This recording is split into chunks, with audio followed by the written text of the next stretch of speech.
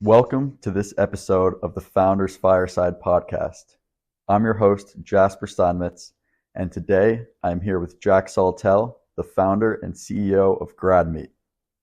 GradMeet is a platform that connects recent grads in new cities, and he is VC backed by Elevate Ventures. How you doing, Jack? Doing well. Thanks for having me on today, Jasper. Of course. Thanks for coming. So first things first, for those who don't know what GradMeet is, how would you describe it? Yeah, so GradMeet is a mobile app designed to help recent college graduates make friends in their new cities by facilitating in-person curated group experiences based on shared interests and values. So when a user signs up to our app, they take a short personality quiz, and we use that data through a values-based matching algorithm to invite our users into groups with like-minded people with who they share their interests and values with to help eliminate the awkward barriers of meeting new people in a big city. Sweet. So connecting recent grads, and tell me why you started it, when you started it. GradMeet, I'll start with the when. GradMeet started during my senior year at Indiana University as a class project in the capstone entrepreneurship class called the Spine Sweat Experience. I started it because when I first came to Bloomington as a freshman, it was during the COVID pandemic, and I'm from Austin, Texas, so I didn't know a single person really in the state of Indiana. I just showed up here by myself. But in college, there's all these ways to meet people. There's Greek life, student organization, clubs, and the whole 9 yards. But during my last semester as a senior, I was looking around at all of my friends who were just asking simple questions like, hey, who am I going to play hoops with when I move down to St. Petersburg next fall? Or I don't know anyone in Denver. What am I going to do? And all these very simple questions and underlying fears of starting their careers in a brand new city led to some underlying issues that people haven't really tapped into yet. And that's kind of what led me to start GradMeet. And yeah, that's kind of been the journey so far. But it all started as a class project during my senior year. And then at the end of the class, I was able to win $10,000 in non-dilutive funding, and then was invited to raise pre-seed capital with Elevate Ventures by one of the judges who was, and that's kind of been the story so far. Sweet. Now tell me a little bit where the business is at now. I know that your pilot market is Chicago. Yeah, so it's been it's been almost a full year working on GradMeet now. So I'm a non-technical founder. So last summer, I wanted to kind of test this idea and concept on a bigger scale. So I rented out a bar in downtown Chicago, right in River North, and spent a small ad budget on meta ads and was able to attract 122 recent graduates to come celebrate moving to a new city and with the purpose of meeting new people and getting new connections. And after having such a successful launch party, I decided, all right, let's build this app. And from there, I went out searching to find a CTO and some data scientists to help actually build the product. And from there was about 5-6 months of just dev work and building. And since then, we've launched on the App Store in the middle of January, which is a little bit poor timing with recent graduates and also launching in Chicago with the winter months. But that's kind of been the journey thus far, has been doing a big MVP experiment to test the concept on a bigger scale, prove that people are looking for an app or a solution like this. And after I saw the success, I said, all right, let's go and build it. Found the people to bring on my team to build the product. And then now it's been just rolling out our go-to-market strategies in Chicago.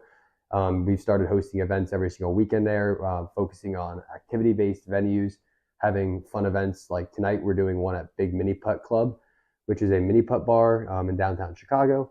And that's been our focus right now. That sounds like a really fun event, first of all. Should be fun. Going mini putting. Yeah, we got all of our users get a free drink too for coming. So it was a good deal we set up with the venue. Okay. And real quick, I want to rewind and touch back on Elevate. So you won a pitch competition, was it? It wasn't necessarily a pitch competition. It's more like the class, like the Spine Sweat Experience class is the capstone entrepreneurship course within the Kelley School of Business. And you have one grade and one final pitch, which is determined by a panel of real judges that are angel investors and VC investors. And the purpose of the class is that if you do well, you can win money. And if you don't do well, then you fail and you don't graduate. And I ended up winning an A. And because I got an A, I was awarded $10,000 in non-diluted funding, along with another award for the most innovative venture plan, which was, wow. And then from there, one of the judges, Jacob Spock, as well as one of my professors, Cy Minion, who both are representatives at Elevate Ventures, were like, hey, if you're looking to really raise pre-seed with your companies, like, come talk to us. And I immediately went right up to them and said, I want to raise pre-seed. I want to do this full time. I want to go for this. And they were like, okay. And from there, I started building my pitch deck, refined my financial models a little bit more, and they helped me, just kind of prepare and get ready to pitch to the entire team of Elevate. And I ended up getting enough yeses from the team to be able to secure some pre-seed funding from them. Okay, so you got this capital from Elevate, and so my initial starting capital for the company was the $10,000 in non-dilutive funding that I won. And then from there, I raised another $20,000 from Elevate Ventures as my initial pre-seed check. With the $10,000, I used that money to go and rent out the bar and test and do like my bigger MVP experiment.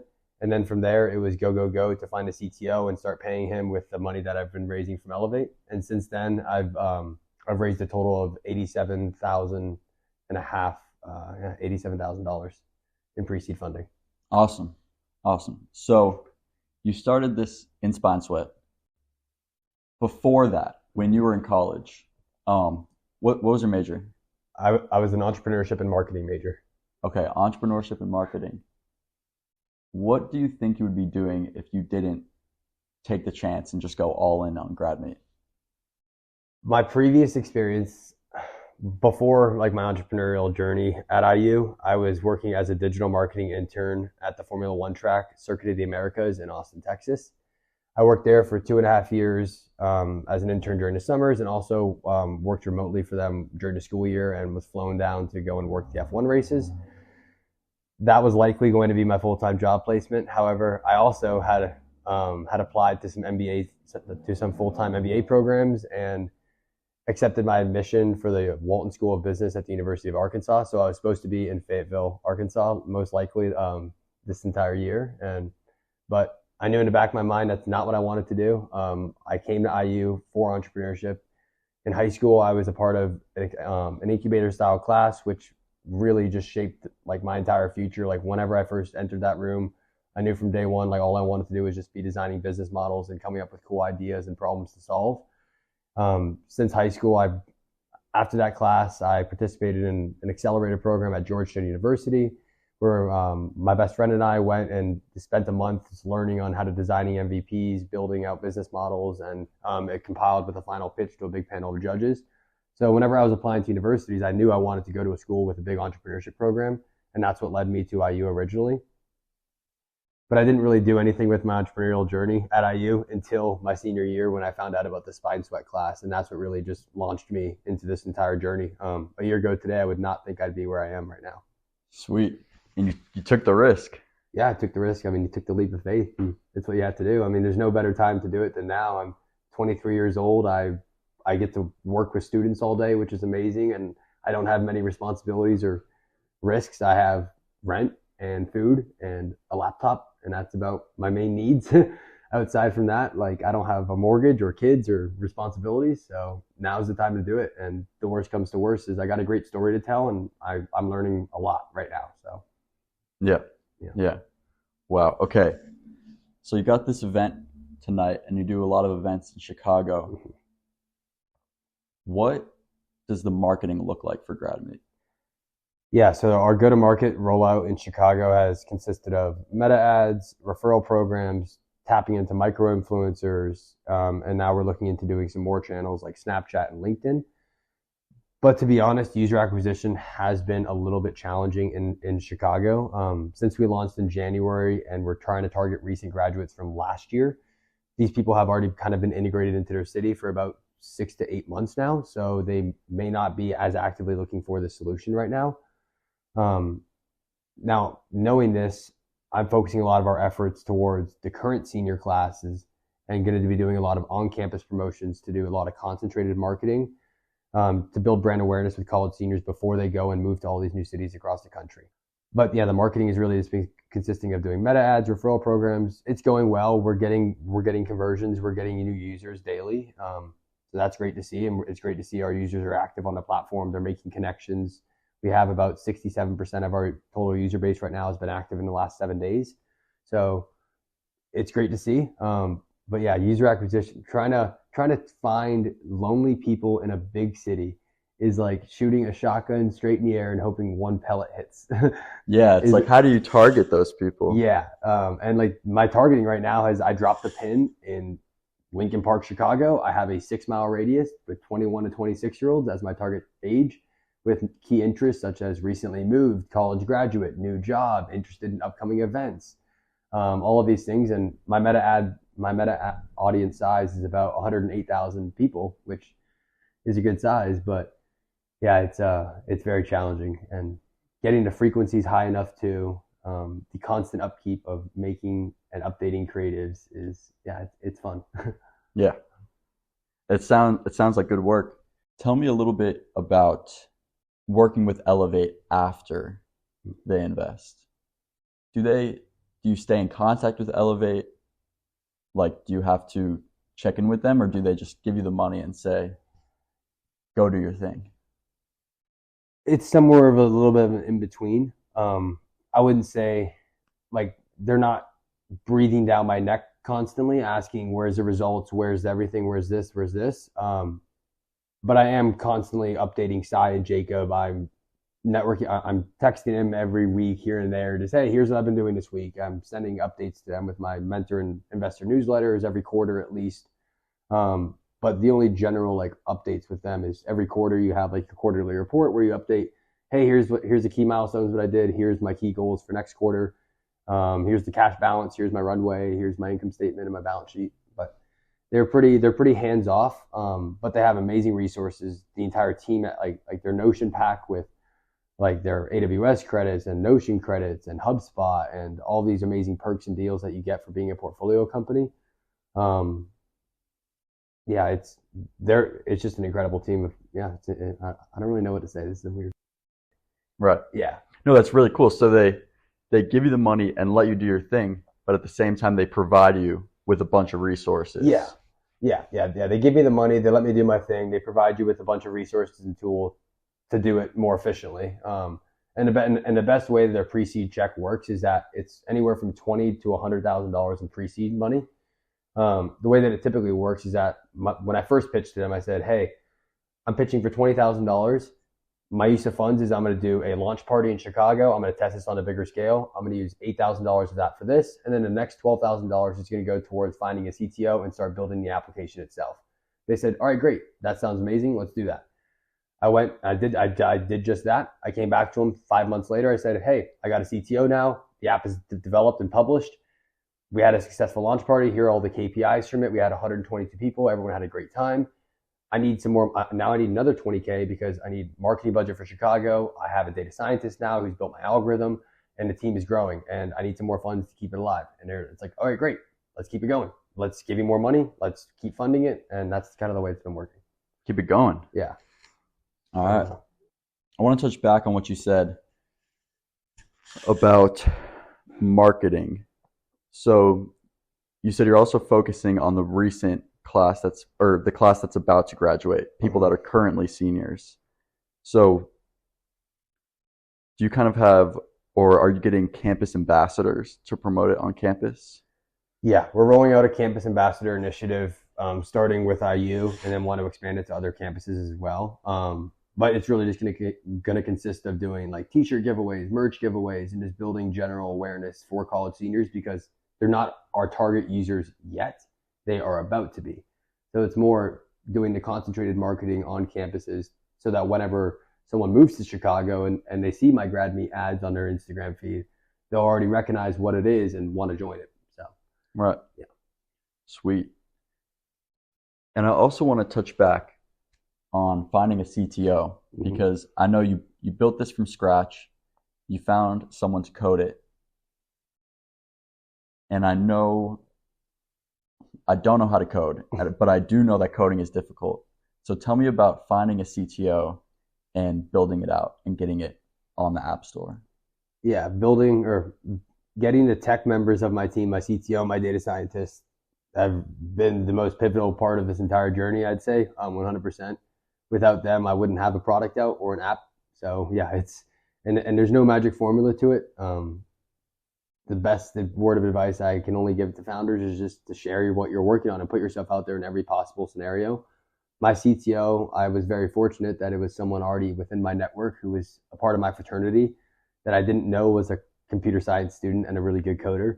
And I was just talking with all my friends this summer, like, hey, I'm taking GradMeet on full time. I'm actually going to build this product out. And they're all asking me, how are you going to build an app? You don't know any code. And I'm like, you're right. I don't know any code. How am I going to build this app? And then one of my friends one day just randomly said, hey, did you know that Alex is a coder? And I sent him a text. Hey, I heard you're a coder. And he said, hey, I heard you're working on a startup. And from there, it was just magic made. And we've been working together since that was about 8 months ago. Now he's working on a vesting schedule for equity, and I still pay him a salary per month. And then my data scientist, finding him was even more challenging because Alex is my full stack developer. He built the iOS application. He's a Swift developer, does the backend infrastructure as well, but doesn't have experience with data science and building algorithms for matching all this personality quiz data. And so that was the next step, was to find a data scientist. And I was working out at the gym here locally in Bloomington over the summer, and I saw someone wearing a Luddy polo. For those of you who don't know, Luddy is the School of Informatics at Indiana University. And I walked up to this guy and I tapped him on the shoulder and I said, hey, you're wearing a Luddy polo. I'm working on a tech startup. It's a mobile app. And I told him all about GradMeet. And I'm looking for someone who can build me a matching algorithm. Do you think you know anyone? And he said, actually, yes. Me and all my friends just graduated with masters in data science from Luddy. And we're actually all actively looking for jobs, like 100%. And from there, about 2 weeks later, I hired one of his good friends. And now Natanshu has been my data scientist for 6 months and built our group matching algorithm and our one-to-one matching algorithm as well. So, Wow. yeah, it's just really putting yourself out there and just sharing what you're working on in every possible capacity. And yeah. Sweet. Yeah, networking is so important. And you just went to South by Southwest I did. for some networking. I did. Yeah, networking is everything. I mean, yeah, the entrepreneurial journey is impossible if you try to do it by yourself. That's just a given. And yeah, being at South by Southwest, like originally growing up in Austin, like most of my memories is growing up in Austin as a kid and not knowing what it's like in a professional world or a business sense. And being able to see Austin during South by Southwest really just solidified the fact that it is such a thriving startup scene. I got to meet and network with dozens and dozens of founders and investors. And I actually just got off a call with an introduction that I got from someone named Chad that I met at down at South by Southwest. And now through his introduction to Brooke, her and I are going to start working on partnerships for GradMeet and her company in Chicago. So yeah, it's all about just putting yourself out there and just sharing your story. Entrepreneurship is such a team sport. It is.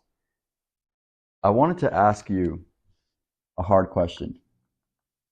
So last week when I had Carter on the show, at the end we were talking a bit about Lovable Developer and how it changes the game. And I understand you built the web application with Lovable. Yeah. By yourself.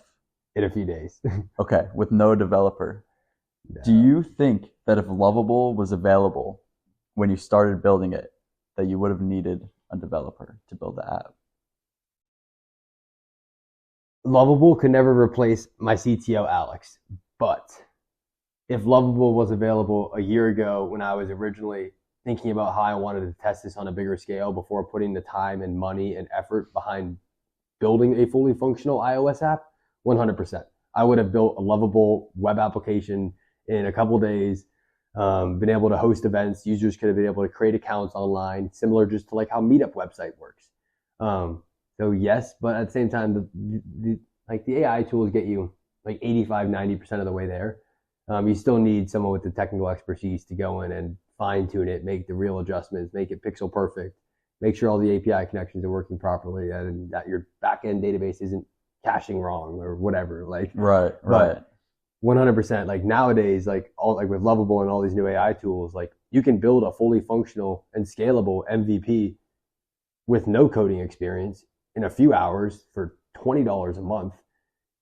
And there's no excuse on why you shouldn't have that when you're going to pitch for pre-seed funding in today's world. The game is changing. Yeah, so that makes all the early validation a lot more important. Why are you solving this problem? Is it a real problem? Do other people face this problem? Have you talked to them? What are the assumptions that you're solving?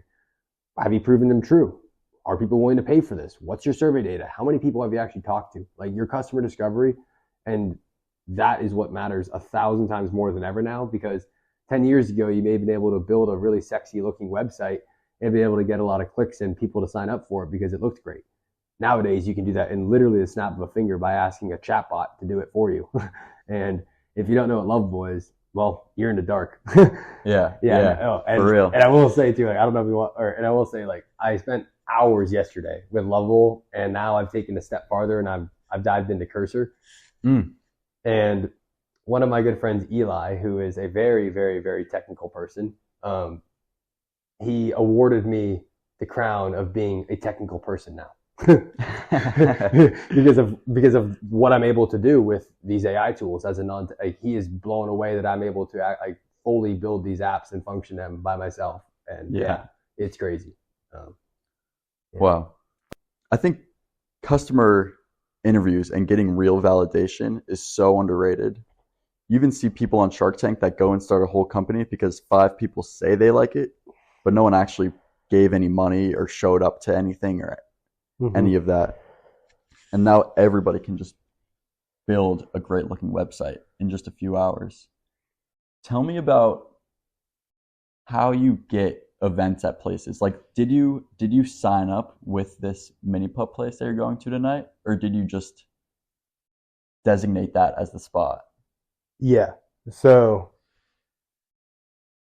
I did my research on finding like fun activity-based venues in Chicago, and like I have a list of all my venues in like our and to some degree, yes, I do. Like right now at this stage of the company, I am saying, all right, we're going to do Big Mini Putt Club on Friday at this time. And in the full scale, that's not how it should be working, because the algorithm will say these people are going to this event at scale, but we don't have enough people to make that work yet. So right now, yes, it's a lot of manual booking. It's all right, I'm choosing this venue at this time on this Friday. Let's design some ads around it. Let's post them. Let's put them on meta ads. Let's just push it through the socials as much as we can. Calling the venues, explain to them, hey, I'm starting an app called GradMeet. Here's what it does. The purpose is to bring new residents into Chicago and help build awareness for your venues with these new people who can become repeatable customers for you. And because of that, and because these venues understand that I'm not hosting a personal party and that it's a business affair, they're very willing to give me discount packages and offer the space for free, and then push the paying to on the user side, because I shouldn't be paying for all my users to go and play mini golf, but all my users will get a free drink to go to the venue, and the venue still gets to make their funding or money because they're getting the money from the mini golf being paid for. Wow. Yeah. So the value for the venues is huge. The value for the venues is huge. 100%. That's a lot of like our B2B revenue model. But yeah, right now it's a lot of just manual booking. It's okay, I think this place would look fun on next Friday, right? And then trying to plan out a pretty good schedule of events ahead of time and getting the ads running a couple weeks beforehand. And yeah, it's a pretty manual process right now. Okay. But yeah. So you said that that's a part of your B2B revenue model. Could you tell me about the monetization structure, like fully? Yeah, so the way that the revenue model for GradMeet is kind of like 4 different avenues. For B2C, it's going to be a freemium app where there'll be ads placed on the free users within our event scroll list. And then for a premium subscription of $14.99, users get additional features, the ads will be removed, and whatnot. But for the B2B side of the revenue model, this is where we're going to be making most of our money by forming partnerships with local venues and allowing them to be listed as premium establishments on our app, so they're pushed out more frequently by our algorithm to increase user base with new residents in their cities, and also partnering with large corporations such as like Oracle and CrowdStrike that hire tons and tons of new graduates every year in large cohorts and ship them all across the country to brand new cities. And they struggle with retention rates in these companies and keeping employees after 2 years. And loneliness affects the workforce more than ever now with remote work. So tapping into these large corporations and their new graduate hire classes is really where we want to be going towards. That is genius. That's like so creative. And like speaking back to the power of networking too, when I was at South by Southwest, I literally bumped shoulders with someone who was also just hanging out by himself at the event. So him and I started talking, and lo and behold, he was the senior director for new talent management at Oracle in Austin. No way. And he was like in love with the idea. He was like, I would have 100% used this app 6 years ago when I moved here out of college. Like, I didn't know anyone. I'm from Ohio. And now I face it on the other side, being the employer and employing 50 new graduates who just moved to Austin, who have never been to Texas before, and finding ways to keep them engaged and finding ways to help them integrate into their city. And now I'm in talks with him about doing a pilot program this summer for their new graduate hire class that's coming in this July. Wow. So would that be in Austin? That would be in Austin. And the great part about that too is it's an influx of users, and it's a revenue model too from the B2B side, because the price gets pushed to the corporation instead of on the user. Yeah. Right. And it takes away from our B2C marketing efforts as well by having these auto influxes of 50 new graduates working for CrowdStrike in Austin, and them all getting a company benefit for a relocation tool, which is GradMeet, to help them integrate into their brand new city. Wow. That is so creative, going straight to the companies that are hiring all these new grads at once. And nowadays companies are spending a lot of money, and their efforts are heavily focused towards hosting these big parties and like having new hire parties and integrations and workshops and all those good things. But something that is lacking is that you don't want to be friends with just your coworkers. You want to know people outside of the office. And Totally. And that's something that we really want to tap into, is allowing Oracle to connect with CrowdStrike, to connect with EY, so that all these young professionals can connect and meet other young professionals outside of their immediate office network. That's awesome. And yeah, a lot of these companies, if they do have events, it's like not really what they want to be focused on. No, it's in business. It's They'd like a rather company-centered event. Right, so you can fulfill that need for them. Yeah, you're never yourself when you're with your coworkers. We all know that. Yeah. As much as we all want to be, we're not. So can recent graduates go and download GradMeet right now? Yes, it's live on the App Store. Live on the App Store. And does the web, because we were talking about earlier how you built the web platform on Lovable. Mm-hmm.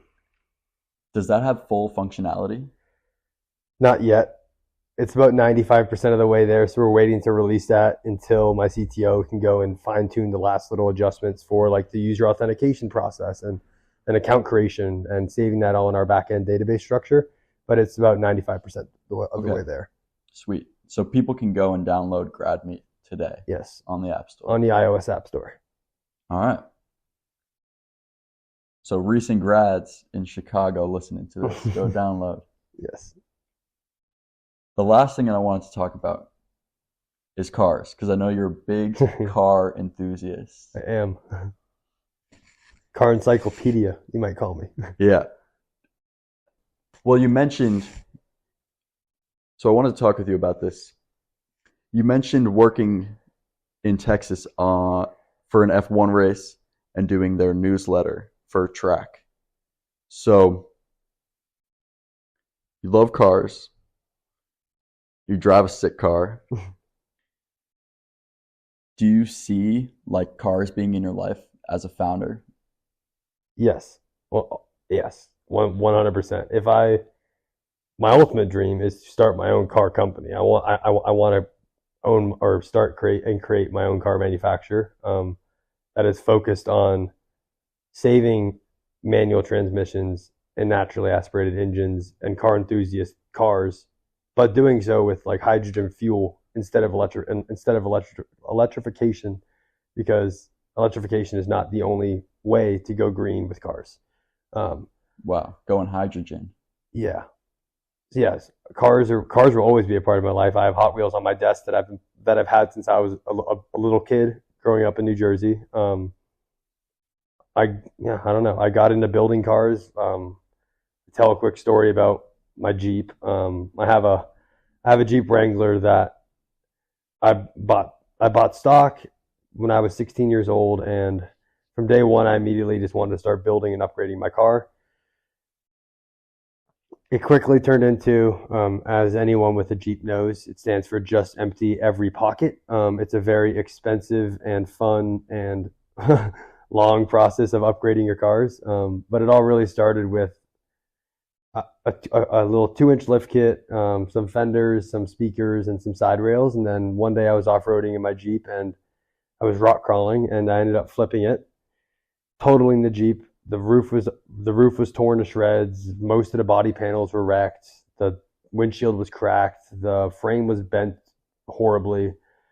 And that was really what started the process of just, okay, like, this thing is totaled by insurance, but that doesn't mean it's done. So my dad and we took it to a shop in Austin and we said, hey, just make it drivable. Just make it so the engine turns on and the fluids run. We don't care how straight the frame is. We don't care if it leaks water. We don't care if the bumpers are torn to shreds. Like, we'll fix it.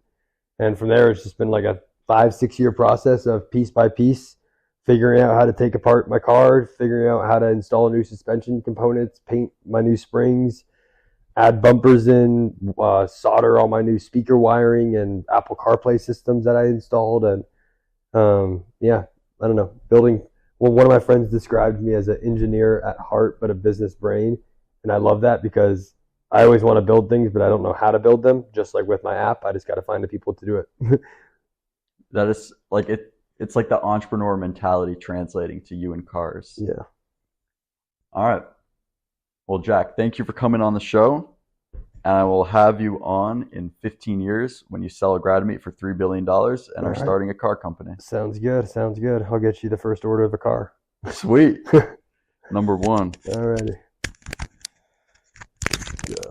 That was all right. I'll edit it up. Yeah.